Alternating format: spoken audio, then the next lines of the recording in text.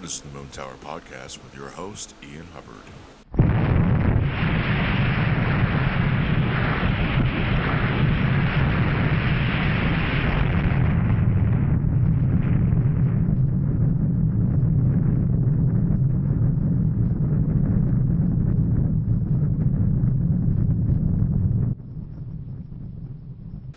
Okay, we're here with episode 7 of Moon Tower Podcast. This is your host, Ian Hubbard, and Nate Fitch is he's here, and he's still alive. He's still with us, and yeah, it's a good time. I don't know why I'm talking like this. I just decided, we're gonna start like that, I guess. Shoot that! What about that, man? No, yes, we are here, episode 7. Thank you, everyone who is still tuning in.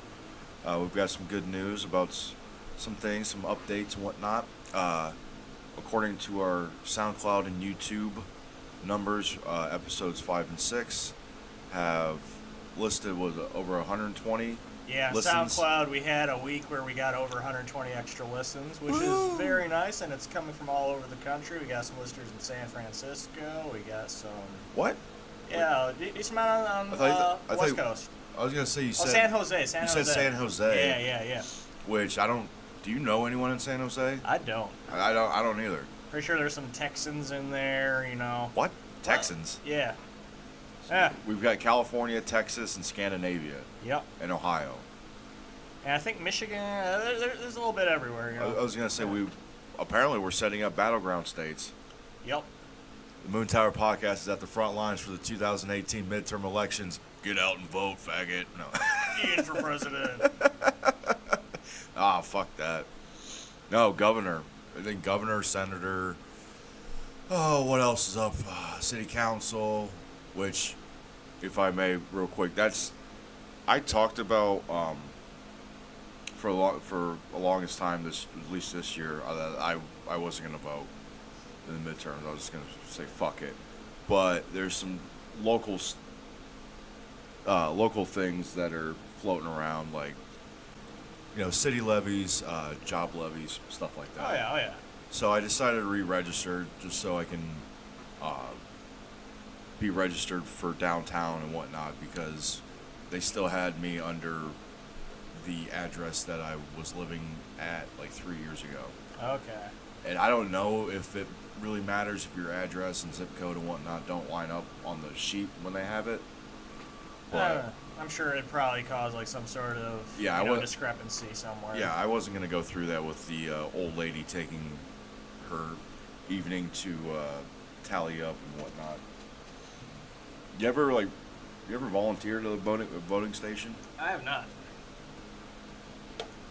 One of my many friends named Chris, Mr. Christopher Dean, he volunteered in Cuyahoga County. He lives in Cleveland. Gotcha. He volunteered the night of, I don't know if it was this past election, the presidential election, but I know for sure he volunteered, I think, the night of when Obama got reelected, when he beat Romney. Okay. He was there all night, like, running paperwork and votes and tallying and trying to fight off angry vote, whatever the hell. Yeah. Like, he can obviously tell you it better than I can. It's been a while, but yeah, like, I had an old friend, like, she was a reporter up in Michigan. She had to cover the local elections and whatnot, and that was an all night. Like, I can't do that. I wouldn't be able. I don't have the stomach for that shit.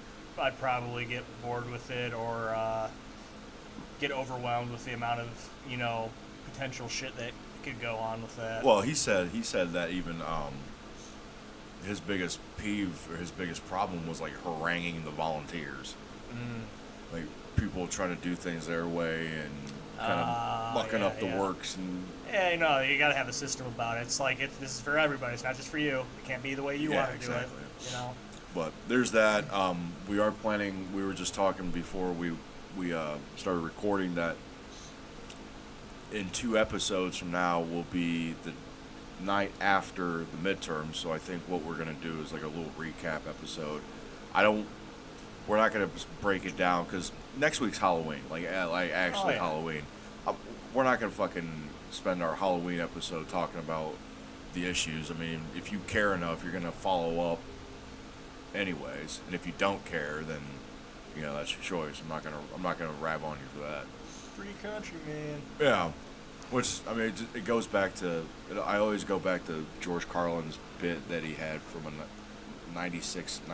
special that he had in '96.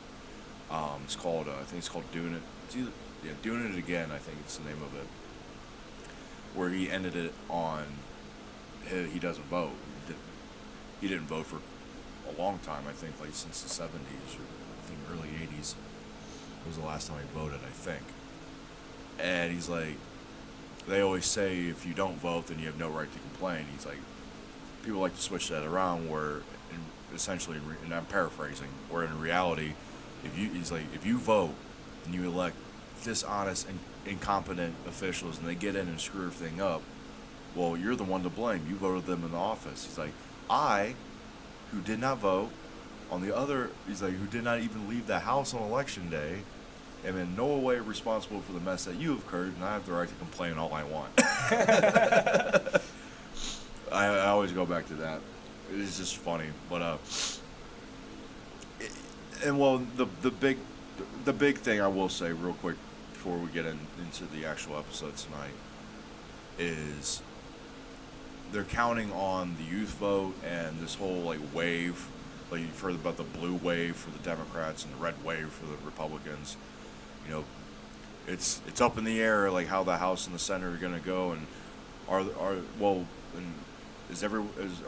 the states going to go blue, and will the Democrats take over the House and the Senate and the Congress and this, that, and the other, and put up a fight against Trump and blah, blah, blah. I think it's going to be a lot of whether or not the Rust Belt's going to do what it usually does. So. Well, and that's what they're counting on is, I mean, I can't tell you how many Facebook polls or memes or whatever I've seen from people who are like gung-ho Democrats. And for good reason, the party has done some good things and they've done some really sure. We won't get into that. But they said, if the 18 to 29-year-olds come out in force, the Democrats are going to sweep up. Oh, yeah. But the thing is, one that I did see is that, the vast majority of that age group didn't vote in the last election, and the vast majority of over 65 and over are voting. So it's like the tagline was like, the people who are complaining that this country is not progressing anywhere are the ones that aren't voting to do anything about it. But at the same time, you never hear of those people in that like the 18 to 29 age group that are trying other avenues besides just voting. Being on the street, trying to engage people through whatever means or matter that they have. Trying to affect some other change instead of just the voting booth, because like the whole issues with like gerrymandering, like the district breakup, that's and huge.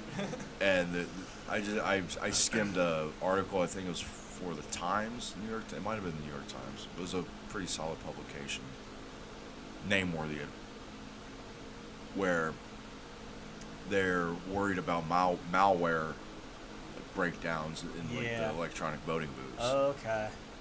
Huh. And like, what was it? I think it was Alex Jones had a thing on Infowars.com. Super male, super female vitality on sale now at the Infowars store. Which, by the way, did you see that picture of him yelling at the pile of shit? No. It was at a fucking Ted Cruz rally recently where the orange Cheeto I showed mean the Zodiac up. Killer? Yeah. Yeah. The orange Cheeto showed up and gave a speech. And there's video on it now, like posted like earlier this morning or last night. And I just saw a picture of it. It was Alex Jones with a bullhorn, with and without a bullhorn, yelling at a pile of shit. I didn't click on the video to hear what he was saying or what he was ranting about, and I'm just like, he was already far gone, but at least like I felt he was like on our side. Mm-hmm. Like he's like ranting against the establishment and all these conspiracies and whatnot, regardless of whether or not they're true. A lot of them, in my opinion, were. But like he's like yelling at I think it was like a mounted policeman, the horse.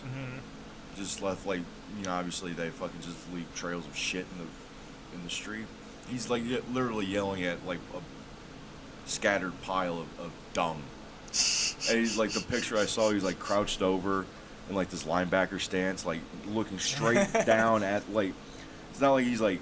It wasn't like he was like ranting and there's like a pile of shit at his feet. He's literally like hunched over looking at it like, raw. You're turning the frogs game. What the fuck were we talking about? He had in the 2016 election, the presidential election, he had an expert, a so-called expert. Some of the experts that he has on the show as the dude who runs the internet comment etiquette proved quite well. Sylvia Eric. Yeah, they're not really that great experts, but this chick, I forget her name, she was showing him how, in this case, the Democrats, Hillary Clinton, was how easy it was to break in cyber. What? Let me rephrase that. How easy it was to break in like these voting booths and shift the votes. Yeah. So if you vote for Trump, they'd shift it to Clinton. If you voted third party, it would shift to either. Or if you voted for whoever, then it would shift to basically a blank and nullified vote. And there's all this other stuff going on too, like going all the way back to like the 2000 election, like people getting kicked off the voting rolls and whole Florida thing. And, the hanging Chad and all that shit. I mean, like it's just so ridiculous. I mean, and that's one of the reasons that people kind of have given up caring about it in a way where it's like a lot of voter apathy. Well, yeah, it's like your vote doesn't matter because this shit can happen, and it's in some ways true. But there's that. We're not gonna. That's it for the midterm run-up shit that we want to talk about. We're gonna do a recap episode the day after, obviously. But also some other things that we're looking forward to. Once again, more viewers, great. Or I keep calling them viewers, even though we haven't done any video. They're viewing with their ears. Yes, they're listening. But more listeners scattered around the country, and like I said, we have our first international listener. My friend Sarah, who I think I mentioned in the very first one. Yeah. In the first episode where I think she's from Finland. Met her in L.A. when I went out there. She's been kind of keeping tabs on it. We've been keeping in touch, pen pal style, and she's like, it was kind of funny. She's like, you have a great voice, and obviously because some of the translation gets a little muffled. Mm-hmm. So you have a great voice and thorough knowledge of what you're talking about. And it's great that you're passionate about stuff. And some of the stuff I don't really get, like the football and some of this. I'm like, well, that's understandable. Oh yeah. It's hard enough trying to explain football to Americans who don't watch it, let alone Yeah. It's hard to make Westerners understand Midwesterners at times. So dude, it's hard to make Midwesterners understand each other, let alone. Oh, tell me about it. People on the coast. So many friggin' dialects, makes your mind melt. Yeah. Oh, it's weird how they do things in Michigan. No, it's weird how they do things here, Bob.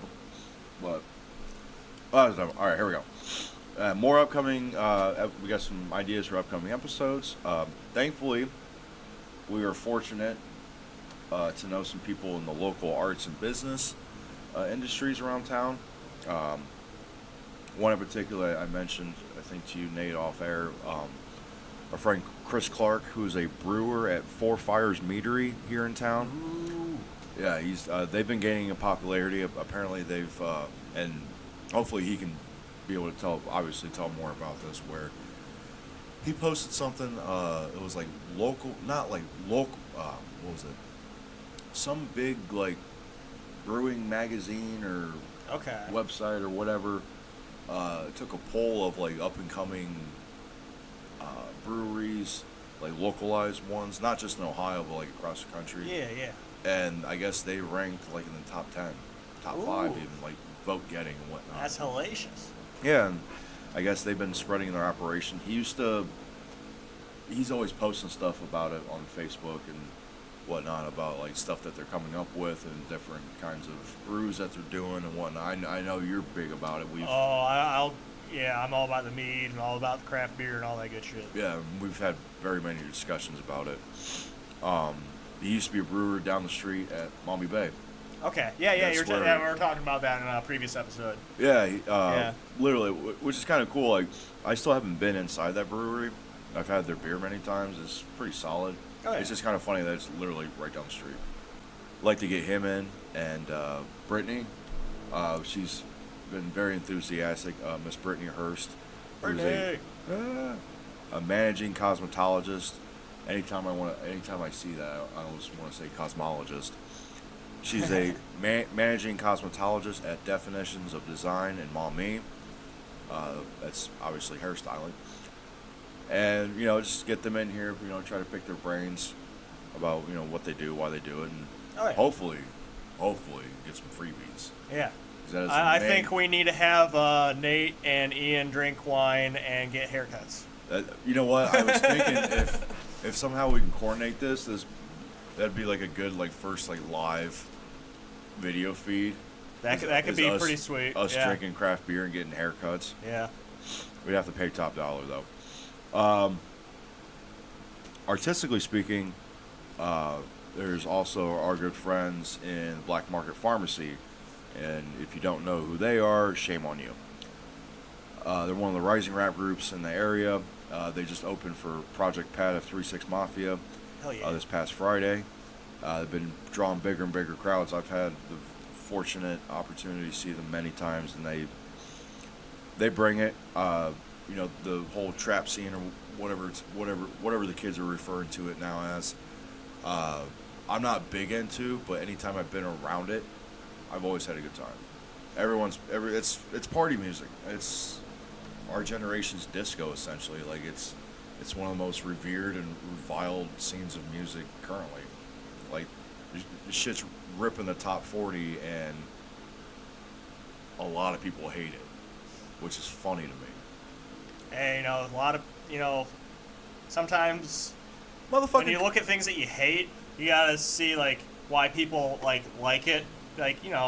Some things are just, endearing in those qualities. It's so bad it's good, almost. Well, but, not to say that, this group's bad, but you know what I'm saying. Well, for me, some of the rappers I've come across, my brother's big into, Suicide Boys and whatnot. Shit's actually, pretty tight. The beats are pretty tight. The actual rapping, the lyricism is pretty solid. It's actually more in depth than what people would give it credit for. They just think it's all about partying or being depressed and popping pills and whatever, and it's actually not that. I mean, if you decide to dig further. But yeah, anytime I've been around it, it's usually been a good time. Going to their shows in particular. So, Kev, Chris, any of the fellas, y'all want to come on, by all means. Which reminds me, Free Stoop 2018. Stoop. Now, many of you probably won't recognize that shout out, but a good friend of ours, Mr. Charles Stoop, he's been going through a bit of a pickle lately, stemming from an incident several months back which involved the long arm of the law, and that's all I'll give for it. That's another topic for another show. I have talked to him previously through my high-end level sources, top brass, chiefs of staff. I've talked to him about his situation. I asked him if he would grant me the opportunity to talk about it once we get everything in line, because it's as the dude would say, there's a lot of ins and a lot of outs in this actual case. But until that happens, just want to say, Stoop, we're thinking about you here at the Moon Tower. I hope you're good. Hope you're well. Look to hear you. Look to see you soon, buddy. But what else we got? What else? Oh, have I told you, Nate? We are close. Close is in finger quotes, but I guess we're on the verge of getting merchandise. Ooh. Did I tell you this? Ooh. I am diggity down with that. What do we got planned? Double-headed dildos. Oh. Yeah, it's gonna be our faces on both sides. Man, that seems appropriate. Yes. Push it. Push the merch. No, Put it in your ears. It'd be just like listening to the podcast. this podcast is brought to you by Duracell. Our good friend Mark Kowalski, Mark Milkshake, aka Killer Kowalski. He's been doing a startup like customized T-shirt Okay. shop out of his little shop. It's on the outskirts of town. It's like way the fuck out there. It's out. It's not airport. It's out there. It's out in the boon. He literally lives out in the boonies. But he was up here a few nights ago because he's making me I've got him making me a T-shirt. Hell yeah. And I asked him like if he would do like bundle packages. So he was telling me he can get us like 12 T-shirts for like less than $100. It's not too bad. So hopefully be able to sell them. From what I've seen, he does a good job. Like our Big John Schindler, he's had a couple T-shirts made for him, and looks pretty solid. I'll make the final decision on that once I get mine. I'll wear the shit out of a T-shirt. Fuck yeah, dude. Support local business, man. But yeah, he's hopefully be able to hook us up with a batch of shirts. Be able to sell them. Hopefully be able to make a couple bucks for him. Yeah, yeah. Pocket some beer money. No harm, no foul. I was thinking too. Like, we gotta find people who make stickers and patches and little goofy shit like that. Yeah. Because last Koozies. night. Yeah, beer koozies and coasters and ninja stars and chew toys and whatever. Last night I was at my friends Derek and Jody's, their place, and she's huge Stanhope fan. And anytime I'm over there, we're always talking about fucking Stanhope and Rogan's podcast and like who was on and blah blah blah. And she bought some stickers off of Stanhope's website, and she let me have a couple, which was very nice of her. One of which I got, it was like a colorized drawing of Stanhope smoking a cigarette. Mm-hmm. It's the logo. It's one of the logos he has for his podcast. And the other one she gave me was a picture of the crucifix with "Death of a Salesman" posted on the bottom of it. Oh. And I gave that to my neighbor. That's pretty dope. Yeah, it was kind of funny. Like they're like wicked cheap too. I think they're like $3. That's not terrible. Well, the way he good, does pretty it, it's kind of funny the way he does it, like selling merch, which I hate that. I know merch is the go-to word, but come on. Merch or swag? I think swag's worse than merch, honestly. Well, swag's got some pizzazz to it, but it's just, it's merchandise. It's stuff that you can own, courtesy of whoever's selling. Swag it. is something I like my junk to possess. So. Yeah, yeah, but the way he does it, he'll do like eBay auctions from just shit in his house. Like it'll be like a giant garage sale, or he'll find stuff on the road and sell it, or people will give him stuff and he'll sell it. Like it's not like an actual like store type store. It's just like stuff from his house kind of thing, which is like kind of funny. But yeah, hopefully we'll be able to get some T-shirts, some little knickknacks and whatnot. But yeah, that's the giving you a little update on what's hopefully to come here on the Moon Terror podcast. But Moon Terror podcast. I figure we get into it with the HUAC Fighting Angry Goats and their last match against the Albuquerque Armadillos. Unfortunately, we have to tell you that the match, I say match as though it's soccer, it's football. Cool whip. The match was, I'm gonna call it a match, fuck it. was postponed. Oh. Unfortunately, we're gonna have to wait until November 24th, which is the Saturday after Thanksgiving, for that match between the Albuquerque Armadillos and our favorite team, the HUAC Fighting Angry Goats. The reason being is because apparently it decided to snow in New Mexico. What in the Sam Hill? The entire state of New Mexico was blanketed with 4 inches of snow. And since people in the Southwest don't even know what snow looks like, they probably thought it was some fucking cartel that got busted. White day in hell. Shit. So instead, what the fans of Albuquerque decided to do was a ritual that they have, because this was supposed to be their homecoming. For some reason, they have their homecoming a little later in October instead of the middle. I don't know why. That's just their thing. I've never been there. I don't know. One of the rituals that they decided to go through with was they tarred and feathered a group of communist sympathizers. Oh. And yeah, it was kind of a strange scene. We had one of our field correspondents there. Turns out he was also part of that group that got tarred and feathered. But according to what little notes he was able to send back to us, it was a pretty raucous crowd. Everybody was really into it. And unfortunately, he got caught up in the melee. That's really all we can have to give you. We were able to talk with Coach Brett Stinkfister and also number one fan Dusty Dengenmeyer. Get their take, because poor Dusty saved up his last 2 paychecks, okay, working for Lot Industries, and went all the way to Albuquerque from Toledo. Ooh. And the game gets postponed.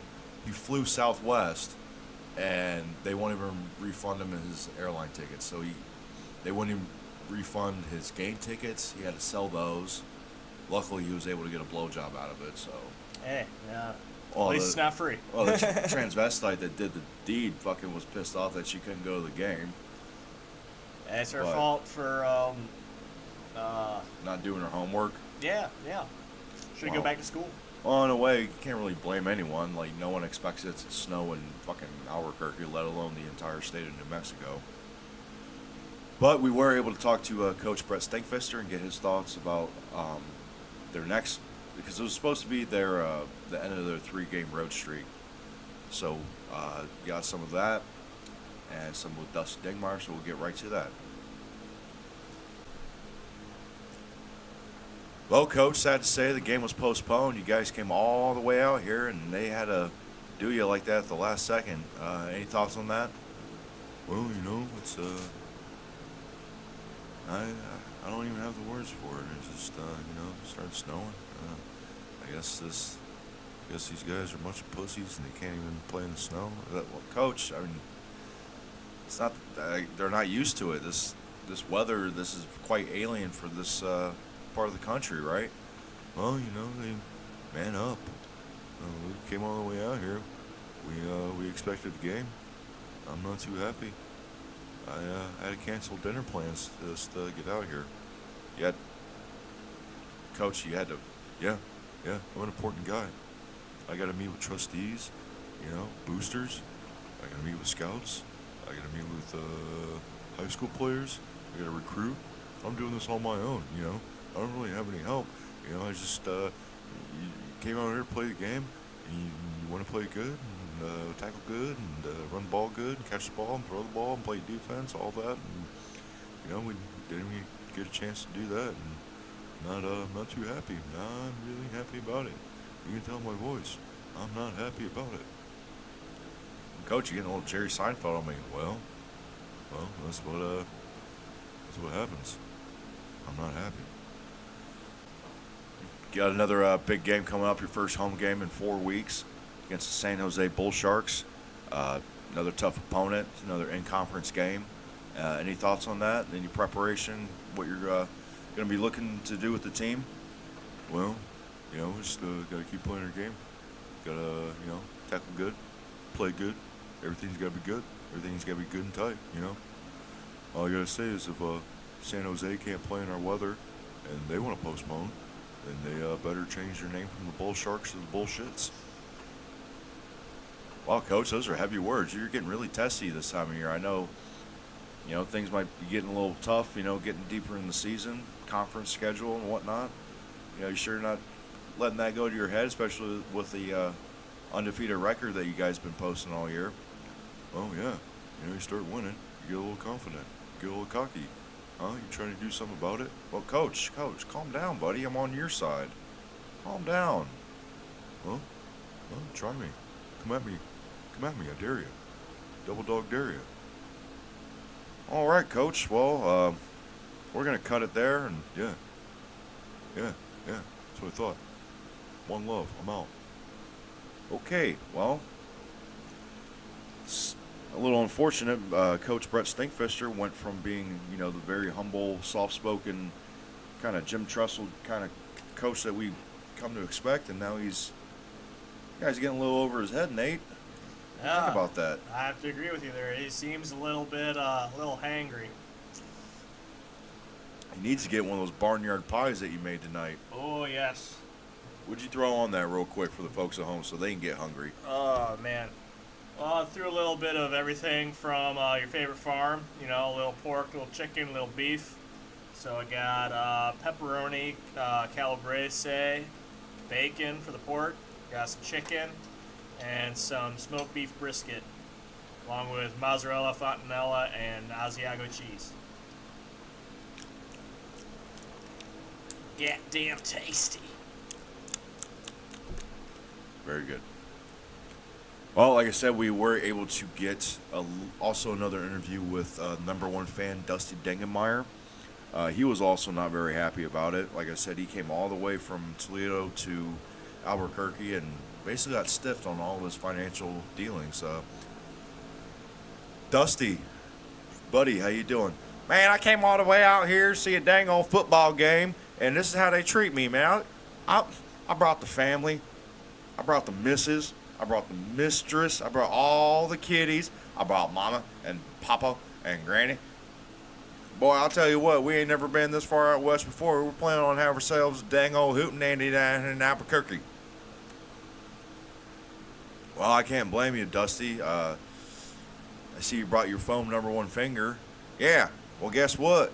These Albuquerque fellers, they don't know how to even get down, so I'm going to take this foam number one finger around town and try to start me some shit, buddy. Ain't got it. Well, Dusty, you might want to be careful out here. I mean, it's foreign territory. Like you said, you guys never been out here before. You might want to be careful. Man, I don't give a dang about that. I'm out here to have me a good old time. Me and the granny, we're going to go out hopping. And we're going to try to find some cows. I don't even know if they got beef out here, man. Well, you better be careful. Oh, don't worry, man. Papa's got the bail money. Don't you worry. Man, I saved up all my paychecks from the last 3 weeks. They can stiff me all they want, but I've been working double overtime at a lot of industries. Everything gonna be good. I got enough bail money to bail out the whole damn family. Don't you worry about me, big dog.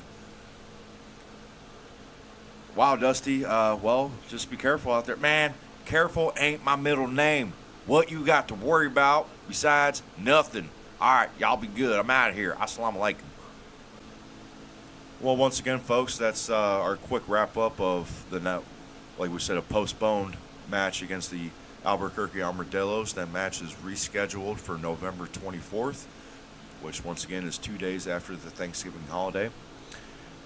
Next week, or this coming Saturday, I should say, we should be seeing the HUAC Fighting Angry Goats in their first home game in 4 weeks.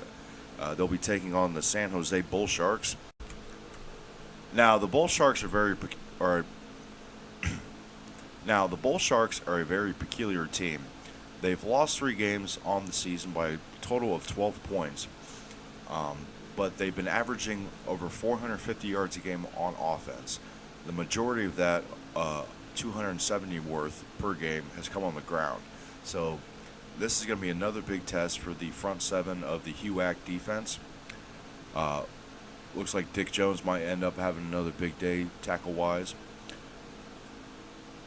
Now, the big thing with the Bull Shark offense is the fact that 2 of the 3 quarterbacks that they've had have suffered injuries. Now, they've both been able to come back and play at certain points, but the quarterback position has basically been by committee. And another unfortunate thing is that they've thrown more interceptions than they have touchdowns. So turnovers are going to be a big thing for the Bull Sharks if they want to compete against the Goats. And if that Goat defense is as thorny as it's been all season, I'm pretty sure the Bull Sharks might be in for a long game. Nate, what do you think? I think the Goats, like you said, good offense, good defense. Bull Sharks, they have their merits, but I think Goats are just an overall better team. Yeah, we're going to see about that. Hopefully the Goats are not reeling too bad from this postponed match against what would have been the Armadillos of Albuquerque. Like we said, once again, that match is rescheduled for November 24th. And other than that, we will be looking to give you some updates on the match against the Bull Sharks and probably some of the upcoming games as well. And with that, folks, we're going to take a quick break and come back with some ads for this week's episode of the Moon Tower Podcast. This podcast is sponsored by Illuminati Ice. When you've finished a long day of manipulating the world's economy and dividing entire populations through a media which keeps people stupid, your throat gets parched. So why not treat yourself to a beer as old as Divide and Conquer itself? Illuminati Ice. It's the elite beer. And we're back. So last week we were kind of talking about like scary movies or like classic horror movies, and we're getting in the mood for the season and whatnot. Halloween is literally next Wednesday. And so I think for this part, I kind of want to talk about like movies or parts from movies that scared you, or me for that matter, but not necessarily like horror movies. Because I've seen a fair share of horror movies in my time, but I must admit that it's definitely one of the genres that's lacking for me. I'm not as well versed in the horror genre as I am, with others. I know some people that's their thing. That's what they watch. Oh yeah. The classics, the cult classics, the foreign horror films, the bad people that just watch like the really bad ones just and follow like the franchises and what like. And then you got people like they've seen all the Saw movies, they've seen all the like Conjuring and all that stuff. I kind of like honestly the last like horror movie that I got into and I still thoroughly enjoy is probably Devil's Rejects. And even that one, I don't know if you would you consider that a horror movie? It's got horror elements in it. Like, it I mean, does. it's a zombie flick, so yeah. Yeah, like I don't know. Like that was really like the whole like the Hostel series. Like I actually saw the second one in the theater. I saw Devil's Rejects in the theater too. And I saw the first Hostel after it came out on DVD. And I'm like, when I saw it, the first one at least, I was like, because I saw Cabin Fever before that, like Eli Roth, but I don't know, like the whole like what was it called? It was called the Splat Pack. Mm-hmm. Like Eli Roth, Rob Zombie was in there. The dude who remade Hills Have Eyes. The guy that made The Descent. Did you ever see that one? Yeah. I didn't like. Everyone was like losing their wig about that one. I didn't really think it was that great. Honestly. Yeah, I mean I think at the time it was probably better. Nowadays, I feel there's movies that kind of like surpassed that in a way. Well, the whole thing that I remember everyone like lost their marbles over was the twist at the end. Yeah. And then when that happened, I'm like, that is so fucking lame. That twist was so lame. If you don't know, spoiler alert, these group of women go, was it spelunking? Is that what it's called? Yeah. They go spelunking, which is, I've always thought was a funny word. And they get trapped in this cave, and there's like these cave dwellers that are picking them off and all this shit. And the main female character the first scene in the film, there's this horrible car accident where her son and her husband, or just her son, gets. Yeah, it was her son that gets killed. Yeah. And her marriage breaks up and shit. And she goes with them, and she's like trying to recoup and shit. And you see her like struggle for survival, trying to get out of this cave, and everyone else gets offed. And you think like, you know, she's home free, she's out on the road. Like there's something that happens that like brings on the twist, like something, she gets into a car and then realizes she's dreaming or whatever it is. Turns out she's been knocked out the whole time and has been dreaming this series of events of her escaping, and what it is, like when she comes to, like the cave dwellers have got her surrounded, and that's it. I was just like, dude, that is so really, it's like one of the lamest twists that you can put into it, but Yeah, I gotta love them Wendigos. yeah, I've always been more of a fan of, like, I guess like psychological thrillers, for instance. Yeah. Like movies that like they're not scary, but there's like that sense of unease. Yeah, about just like 'em. existential dread almost. In a way, yeah. Like before we started this bit, I put on for background, even though we don't have the sound on. I got the sound on, but it's not up. Angel Heart. You seen this? You ever seen this? I've not. 1987, directed by Alan Parker, the director who did Fame, he did Midnight Express, he did Mississippi Burning, a couple other notable films. This one, it's got, you know, Mickey Rourke in his prime, De Niro in his prime. It's got, I think, the first film role for Lisa Bonet, formerly of The Cosby Show, and Lenny Kravitz's ex-wife. She was also in High Fidelity too. It's one of my favorites. Like, not like all-time favorites, but it's up there for me. Like, Mickey Rourke's a private investigator who is hired by De Niro's very mysterious character to go looking after a disappeared singer, like a crooner from before the war. It takes place in the mid-50s, so it's post-war. You know, this guy has a debt that he owes him, and he goes after him, ends up going to New Orleans, and gets into, kind of inducted into, not inducted, but introduced to like the voodoo scene in New Orleans. 'Cause, like the Cajun country, and voodoo's like a big part of the religion. Oh yeah. And some freaky deaky stuff happens, and once again, this has a twist to it. But it's kind of like an interesting twist, like it lets on a lot throughout the movie. But it also kind of runs the risk where the replay, that's the thing with movies with twists, is that once you find out what it is, the replay value kind of drops, like since you already know what's going to happen. I like this because like the twist is supplanted by a lot of other interesting factors. Like the mood of the movie is really creepy, I think.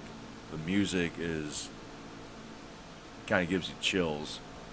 The acting's superb, like it's peak Mickey Rourke. Oh hell yeah. And even this in the special edition of this one, I think this special edition came out in like 03 or 04. It was right around there, like when Mickey Rourke was making his comeback. Before it was like before The Wrestler and after Sin City. He was talking about, he's like, yeah, I was getting ready to pack up with the acting. The script came along, and I basically just showed up and did my lines and left. And I think he gives a hell of a performance in this. Like it's, if you know me, I love Mickey Rourke. I mean, the dude, for at least in the '80s, he had it. He's a man's man. He was, yeah, a hell of an actor. And it's got some great imagery, some pretty solid lines of dialogue. It's all around a pretty solid film. That's one of them. Manhunter is another one.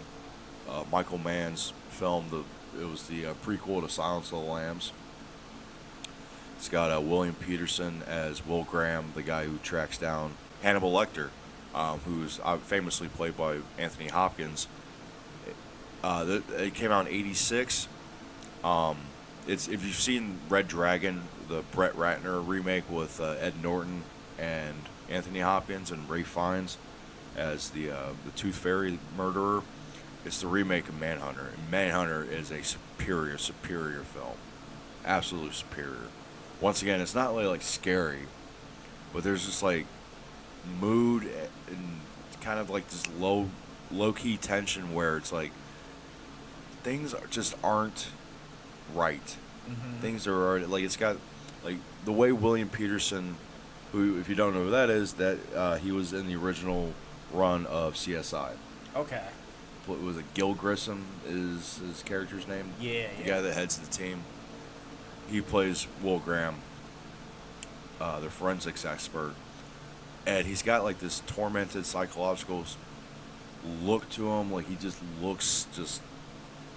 The more he like, the farther and farther he gets into this case, like the closer he gets to losing his mind, and it's just got this really uneasy feel to it. Which I'm more of a fan of that, of like mood and tone and what an atmosphere, than I am just like shock horror and jump scares and blood and guts. Which I mean, if done right, are enjoyable. But when like that was the thing with the new version of It.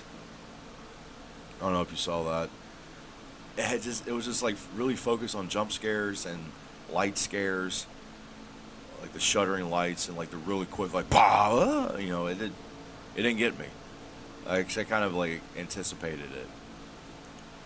But I've always been attracted to like movies that really like aren't scary but they just feel weird. And I think like for a lot of people I've talked to, the king of that, like one of the most like, it's always one of those ones where if you don't know how scared people are by it at some points, it takes you by surprise, and then you sit back and you're like, oh yeah, because the one part is fucking Willy Wonka and the Chocolate Factory. I can't tell you how many people I've talked to. Oh yeah, the boat scene. Yeah. Freaked the shit out of them. I never was like freaked out by it. Yeah, it was kind of weird. Like, I was like a little bit weirded out, like what's going on, but it's like it never like scared me, like per se. I know people like they can't watch that, or like my friends Justin and Russ.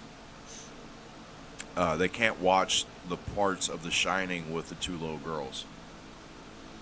I remember a long time ago we put that in, and it was like a big group of us. We were just having like watching like horror movies and whatnot, and one of the guys, Corey, he decided, oh, let's watch The Shining. Wow, okay, yeah, this is as like the first movie. Put on The fucking Shining. It's 2.5 hours, first of all. Like halfway through it, everyone's just like, oh Jesus, all right. But like the first time we meet the two little girls, like when Danny's on the big wheel, like rolling through the hallway, and the music popped, and they're standing like, "Come play with us." I rarely do you ever see people just like beeline for the door, and both of them were just like, "Nope, not having it, not doing it." No, I'm like, really, like, and they were like, "Let us know when this part's over." It's like a 2-minute part, and it's like, we'll be outside. They just went outside the door. It was hilarious. Yeah, movies like that have always kind of intrigued me. Like, I think for me that with like psychological horror or like thrillers or whatnot, for me that taps more into like a deeper level, where it's a relatable kind of fear, it's a relatable horror. And it's stuff from people's lives that can really be kind of have their kind of put their finger on it, like something that's actually like really scary instead of just like the boogeyman. Like I feel things that like really like trigger like deep human emotion, things that like really kind of like hit you like in your soul almost.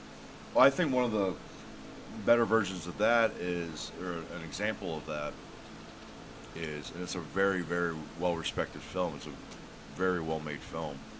It's called Don't Look Now, from the early 70s with Julie Christie and Donald Sutherland. Mm-hmm. It's basically like the precursor to what Lars von Trier tried to do with Antichrist, which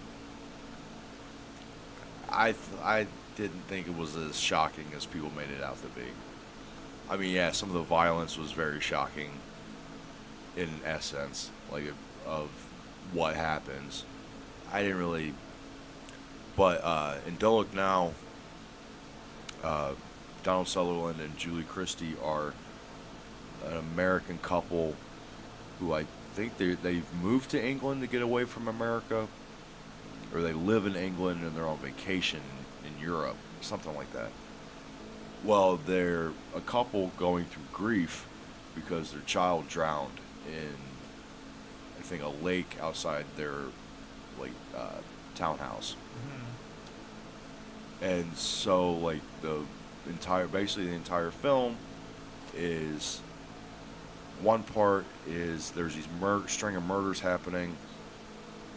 Another part is Donald Sutherland believes he's seeing, like, the ghost of his child, and the other part is them dealing with their grief. It's fucking hell. And there's another, like, side storyline where there's these, like, two crazy old women who kind of become, like, they kind of, like, take them in, and they're kind of, like, you know, air quotes, they're like tour guides, in a way, but they're like tour guides to their own madness. Yep. It's really, like, just like kind of, it gets to the point where it's almost going to go over the top, and it never does. It, like, pulls back, and it keeps the foot on the pedal. I think, like, for something like a film like that does a really good job of it. Yeah, I'm pretty sure you're down for stuff like that too, Nate, right? Oh yeah, definitely. You've expressed your admiration for, was it Requiem for a Dream? Oh yes, definitely Requiem for a Dream. That one, I feel kind of like it gets into, like, you know, like the worst parts of the human soul, and some of the best parts too, if you think about it. But, like, just the way that the movie ends, especially for the mother, I think, like, what she goes through with, like, the amphetamines and all that, it's just, like, it's so sad, and just, like, the way she has to go through, like, the electroshock therapy and all that, like, it's, like, a total transformation from, like, a kind, loving mother to, like, what is this? Yeah. You know? Where you don't even know what reality is And, anymore. like, you know, like, you got, like, the heroin addicts and all that. That's, like, the big picture of the movie. But, like, I focus on the mother in particular because, you know, it's, like, someone that you wouldn't expect to, like, go down that road. It just totally, like, gets, like, fucking bum-fucked. Dude, towards I the end. remember the first time I saw that, I had to go lay down on the floor after seeing it. Oh, dude, that movie's sad as fuck. So I was just like, ugh. I recommended that to, like, all my friends, and they say, why do you recommend this to me? It's like, I'm so sad after watching it. It's like, that's the point. That's definitely one of those ones for me. It's like, I saw that in high school. I still remember it, and I can't foresee myself sitting down and watching it again. Yeah, I mean, that's the definitely Deer one Hunt- that you can watch once and be good. The Deer Hunter's another one like that. Mm-hmm. You know, it's just so, like, grief-stricken, and all the tension that's wrapped up in, like, the Russian roulette scenes and whatnot. And another favorite of mine, like, as far as psychological, to me, it's not a horror film, but for me, you can make an argument it's probably one of the best horror films ever, is Apocalypse Now. Oh, yeah, I'd agree there. Is Apocalypse Now. The absolute dive into madness of the characters is just, and of course everything that happened on set. And I think we talked about this last week, but even if we did, I don't care. Like, I can't. That was one of those ones I was just like, mouth was dropped first time I saw it, and Yeah. I can't say enough about that film. Yeah. I'd say, like, even, like, on a lesser scale, Full Metal Jacket kind of fulfills a lot of that stuff, but just yeah. because, like, The you know. dehumanization. Yeah, exactly. Like, fuck. Like, it goes, like, it starts with, like, a dude fucking shooting himself in the head. Like, shit. It does a trick. What else? You said we were talking during the break about this, like, trying to prep for this. You said Oh, yeah. Requiem, Memento, which I thought was kind of Yeah. odd. Yeah, like I wouldn't even say that's like super horror, but just like putting yourself in the main character's shoes, like not being able to form a short-term memory, and your memories basically aren't your own. You're being manipulated constantly. Like that makes me anxious. That makes me like, like if I was in that situation, like shit, like like am I actually doing these things, or is someone else just making me do them? And Being like a pub with a string in the back. exactly. What was the other one? Was it Jake Jay Gyllenhaal and Nightcrawler. Nightcrawler? Yeah, yeah. And I was saying I could. It just reminded me too much of Taxi Driver. I can see that. I mean, At it's least definitely less of a. Yeah, the first like 20 or so minutes. I don't know. But you sat through it and Yeah, I sat through the whole thing. Like, yeah, I can see why you'd make that comparison with it early on. I think it might be like like trying to like ride along on those like coattails, so to speak. I would like to sit down with it and actually give it a try because it does seem to have like that tinge of like that classic like 70s conspiracy vibe. Yeah, no, definitely, because like Post Watergate like the Watergate era movies of the 70s. yeah, but it's like heavily drenched in the neon. I like the atmosphere a lot. That's like Okay. a lot of the driving points of the movie. But like just like the main character, like just seeing him become like more and more of like a piece of shit by like exploiting people so he can get photos of like murders. That's his whole goal, is getting photos of like murders before anyone else can get them, so he can make money off of it. And just like the lows that he's willing to stoop to, it's like a commentary on like human soul. It's like people are like willing to like do like really terrible things to get what they want. There's I mean one of the more famous examples of that is I almost said a Syrian film. The fucking one is a Serbian film, which I've had a copy of that for pretty much ever since it came out. My neighbor burned me a copy of it. I still haven't watched it because I've heard it's so extreme and so just the few people I've talked to that have seen it, they're like, dude, it is one of the most disgusting, horrific movies I've ever seen in my life. And people who like watch this stuff, like they'll watch extreme movies, and they're just like, it's fucking horrible. Like all the cons, because you think it's real. Yeah, Like, you yeah, think yeah. it's real, but it's not. I guess my version of that, the one that at least I'm familiar with because I've seen it, is Solo, which, if you believe the theory, it got the director killed because it takes place right at the verge of the end of World War II, and it's based on the writings of Marquis de Sade. Basically the founder of sadomasochism and very violent, sexual-oriented works of literature that were written in the 1700s. Well, Pier Paolo Pasolini, the film director, the gay communist atheist, say that 5 times fast, Youch.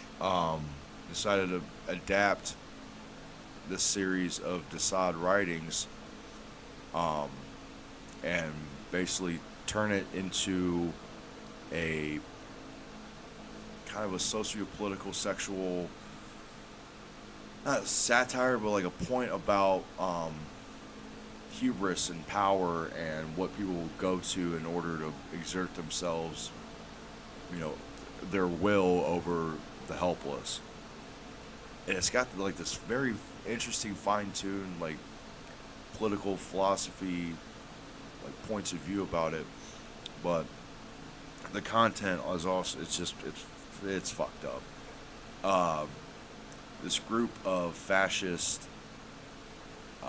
dignitaries they order these soldiers to go to a small village in Italy and round up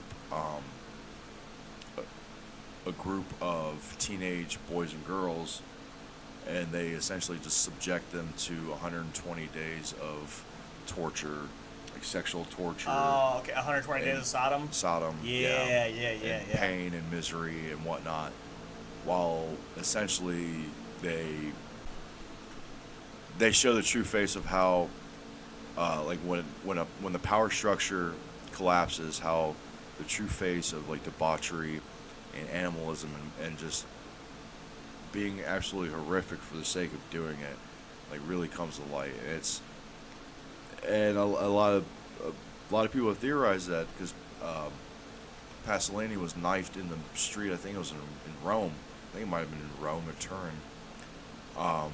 Some say it was also a commentary on the Italian government at the time, and that's potentially what got him killed, et cetera, et cetera. And kind of reopening the wounds of the Mussolini fascist government and stuff like that. The content of it is like, even now we were watching it probably 6 years ago, and it was it is not exactly it's not decent, and for the kids terms of decent sort of film. Well, once again, you think it's real. That's the other thing too. It's like knowing that it's not real, but believing that it could be,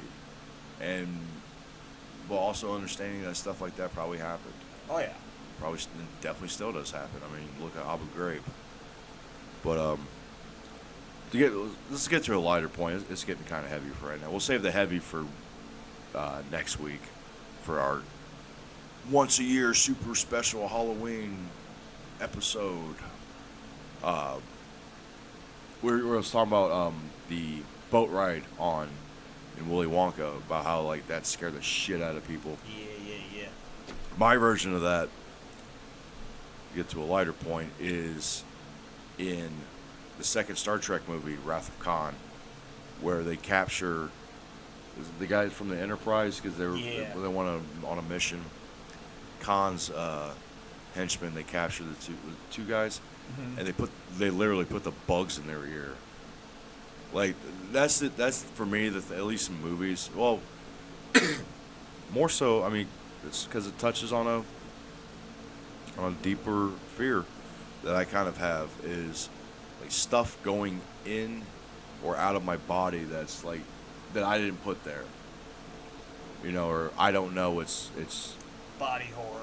Yeah, like once again talking about like last week, where we were talking about The Fly or The Thing, the remakes, the true body horror. But in real life, like in actual like tangible real life, for me it's definitely heights. Heights is the thing that scares the shit out of me. And once again, to quote George Carlin, he's said before, heights don't scare me. I don't have a fear of heights. I have a fear of falling. And probably still to this day, one of the scariest things I ever have done, was going to the top of the Sears Tower at night when I was 13. It was a part of a church group thing that we went to. I won a raffle to go to Chicago for the weekend. We went on this trip and whatnot. It was pretty cool. It was the first time I ever been to the big city of any sort. And we palled around. We went to the IMAX, went to the Science Museum, we went to the Navy Pier, went to the mall. I experienced rush hour traffic in the downtown big city for the first time. Well, that Saturday night, we went to the Sears Tower. 1,800 fucking feet in the air. Yep. I'm 13. Like, I'm a lot better with heights now, and I'm still like, at least for the first 20 minutes, I got my back to the wall, like pressed up against it, because for some odd reason, like part of me is like, okay, we're good, and the other part of me is like, just jump off the side, you'll be fine, you can fly. You'll just sprout wings at the last minute, it'll be fine. I remember walking down the main boulevard, and one of the chaperones, he's like, look up at that tall building. I'm like, oh. He's like, yeah, we're going to the top of that. I'm like, what? I pulled him aside. I'm like, I'm scared of heights. He's like, oh. Well, he's like, well, we can like the whole group was like, they did like a little tour. They took our photo in the main lobby before we went to the elevator. And he's like, we can stay down here if you want. I don't have a problem staying. He's like, I've been up here before. I know what that's like. He's like, if you want to stay down here, I'll be willing to hang out with you. I'm like, I sucked it up. I was like, because I didn't want anyone to know. I didn't want to be that one guy that, you know. So I'm like, I'm gonna suck it up. I'm gonna do this. You know, I trusted I had faith. You know, the architecture. I'm pretty sure if it hadn't fallen now, you know. So we went up there, and that elevator went probably upwards. It was like 10 stories every 2 seconds. Like, so much our ears were popping. Yeah. It's ridiculous.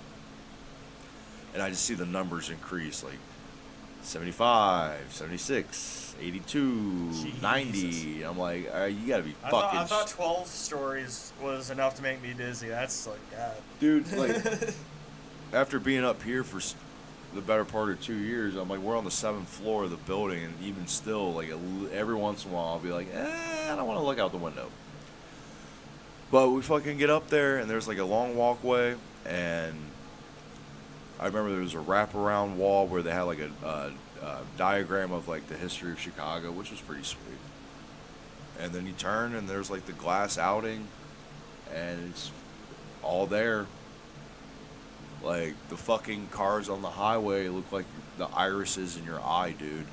Yeah. They look like the size of the tip of a ballpoint pen. And it's like the John Hancock building is like over 700 feet tall, and you're staring down into the top of it. And I did like the face binoculars and all that shit. I kind of got used to it and whatnot. And the two things that got me was looking out the window, and then I looked up at the top of the window, and we were in the fucking clouds. We were in the clouds. Jesus. And the second thing that got me, and which got me fucking way worse, was they had guardrails about like 3 to 5 feet from the actual glass of the window. And one of the other guys that was with me had a Kodak, the camera you can get out of the fucking vending machine. Yeah. And I was like, hey, can you take a picture? I like to show my parents I did this and whatnot. And then he's like fumbling around for it, and then I'm standing with my back to the guardrail, and then I could feel the building sway, knowing that I'm almost 2,000 feet in the fucking air. And I'm like, no, I'm good. I want to see the ballast on that building. I'm good on all of that. Yeah. It was just absolutely ridiculous. And I told this chick at work about it. Apparently now, and she was telling me, I didn't know this, and this is another reason I'll never do this again. They have, you can go out into the glass and like look down through the glass of like, they have like a glass walkway now at the top of the Sears Tower. And she's like, I went up there, and there's people sitting on the glass out from the walkway. Like just hanging out. Yeah. Fuck that. No. Yeah, no, I'm good. Dude, she told me that I'm on ground level, and I'm like, no, oh God, no. Like, I started, no. It just scared the shit out of me. But you got anything like that? You got anything that's like that you did, or like anything in real life that like scares the hell out of you? I don't know. Like, heights to a degree, but like once I'm like up in the air, it's like I don't care as much. I think my most primal fear is being impaled, but you know, I feel most people feel that way about being stabbed. So. Yeah. Well, it was like that's one of the reasons I don't go riding roller coasters. I mean, yeah, it's like once you get over the hump, like you're pretty much free and clear, but it's the elevation to get to the top. It's like, well, what's that one? Not the Mantis, the The Raptor? not the Raptor, the one that takes forever to get to the top, and apparently you can see over the That's not the Millennium bay. Falcon. No, I've Top never. Thrill? Not the top throw. Damn. It's like one's like less than 300 feet up. It takes like Oh, the Demon Drop. not the demon drop. I did that. Or the Power Tower? Not the power tower. Damn. It's red. I remember it being red. Red. Fuck. It's like really slow. Whatever it is. I remember doing that. First time I ever rode a roller coaster was that. I can't, if anyone out there can name the freaking ride, please let me know. It took forever. It took like 15 seconds to get to the top. And I'm freaking out. And I look over and there's like a 10-year-old. And you wouldn't know it. He wasn't even 10. This kid was like 9, 8 years old. Just sitting there with his arms crossed with the most bored look on his face throughout the whole ride. And I'm sitting there wigging out. My hair's like straight back. I'm screaming. I've got a fucking handle on the roll bar. My grip is about to get white knuckle tight. So, no, it was just funny because like I said, it's the heights for me. So, well, if any of you folks would like to chime in on what scares the hell out of you, feel free. We're gonna take a quick break, and we'll be back to close out episode 7. Alrighty, folks, episode 7 of the Moon Tower Podcast. Once again, we chit-chatted a little bit about the Halloween stuff that we got coming up. Next week, it's going to be full-on scares, ghouls, goblins, fears, every horrible thing under the sun. Your old gym teacher in a nightgown. Oh, no.